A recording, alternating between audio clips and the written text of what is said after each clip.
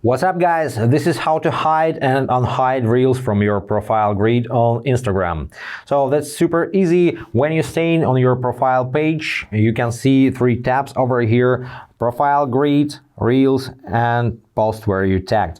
So go to your profile grid, and here you see some reels. If you wish to remove one of them, tap on this reel and you see 3 dots at the top right corner of this reel, or right above the reel on Android. So tap on these 3 dots and tap on remove from profile grid, and that's it. Let's go back to your profile. This reel is removed, and to add reel back to your profile grid, tap on reels, then select your reel, and this time 3 dots are in the bottom. So tap on 3 dots. Here you need to tap on manage, and you can add a reel to profile grid.